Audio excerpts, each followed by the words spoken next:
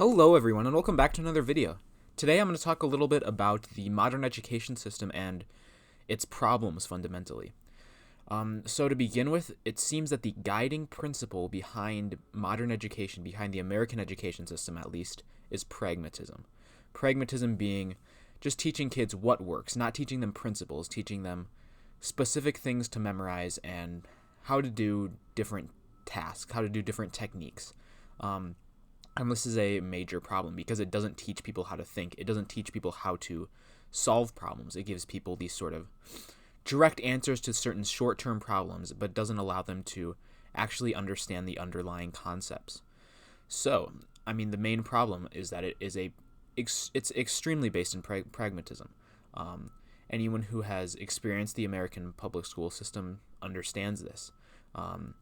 For example, it seems that the primary purpose of education, or the primary goal of education or method of education that's used, is basically go through, teach people things by showing examples, and eventually take a test where they solve similar problems to what was shown.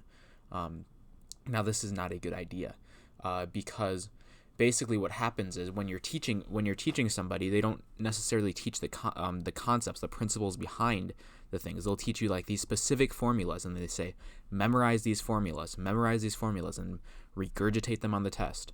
And they give very specific problems. They give these specific problems where that formula works, without understanding why it works or what sort of context it works for. These students, they simply plug in that formula, plug in the things that are given to them, and get out the answers. This is something that a machine could do. This is not the use of human consciousness. This is simply just plugging things into a formula, and a memorized formula.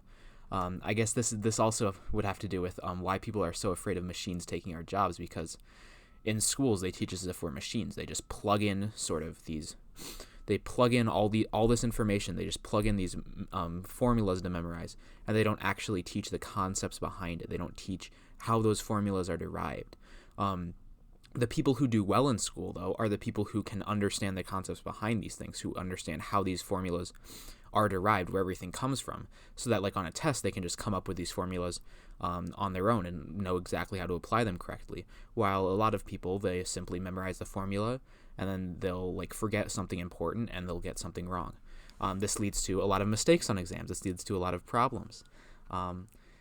But either way, but for the person who wants to be conceptual, for the person who wants to think about the concepts behind things, the principles behind things, this is not what's encouraged by the school. That's not what the teacher teaches. The teacher will skip over all the proofs, all the concepts behind things. Just say, okay, this is what you need to know for the test. This is what you need to know to implement it. This is what you need to memorize, basically. So that's basically what students do. So when there'll be times when the formula is derived, but the teacher will always say, okay, this is what you need to know. Just memorize this formula for the test, and that's such a big problem. Although there is an extent to which that is trained into students from the beginning, so it's almost irreversible at this point. But I'd still say it's probably reversible if you started teaching conceptually. However, it's a lot harder for people to think conceptually when they think in terms of memorize this step, memorize this step, memorize this step, rather than memorizing the principles behind things. I guess that there's an extent to which this is a huge problem with different math classes that I have. People will just memorize these formulas and not actually understand where they come from, and not understand what the concepts are behind them. I know on my test the other day for Calc 3, we had to use the formula for, I forget the word for it, but it's basically a 3D parallelogram. And I didn't memorize it. I forgot how to do it. I didn't have the formula in my head. So then I basically went back and looked at that shape, and then basically derived the formula just on the test. This is what you can do when you can think in concepts. You don't have to memorize all these formulas. You just memorize the concept, or you understand the concept and then work from there. It's a lot simpler. It's a lot more efficient way of thinking, and it's the human way of thinking too, because humans think in terms of concepts. Humans don't think like machines. We're not machines. We don't memorize all this information. We don't just plug in this information and regurgitate it. Because in the long term, you don't remember any of this anyways if you just plug it in and regurgitate. And that should be the goal of education, is to teach good thinking methods, to teach sort of these sort of concepts rather than all these formulas. But that's what seems to be done in education. And you can see it. I mean, I can see it in a lot of the ways that people think about different things in education. Like we'll learn something new in math, and like people will struggle with it, and it's like really easy because it's based on all this stuff that we've done before, and it's super intuitive. But people don't get it because it's like, just another thing to memorize, another hard thing to memorize.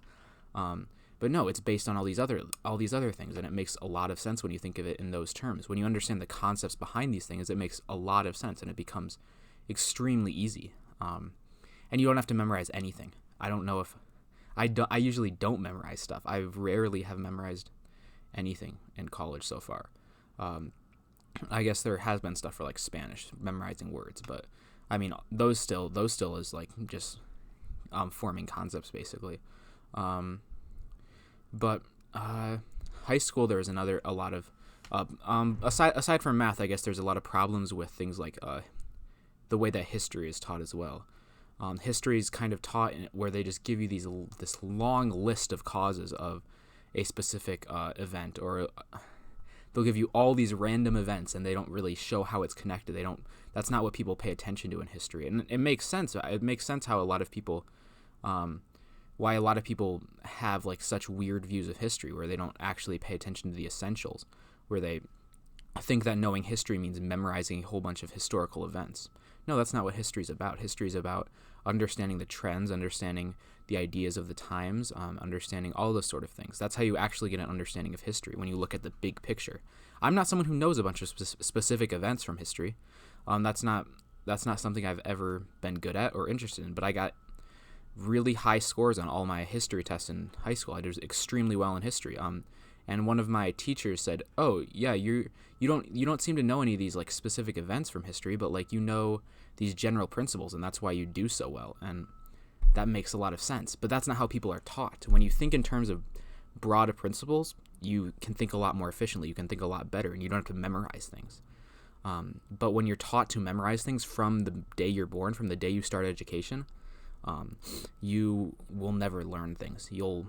Things will go into your head, and you'll program them into your head and spit them out for the test, and then ignore them forever, because you never the future learning, it doesn't expand on those things, so you don't hold those concepts because you just memorize a new thing.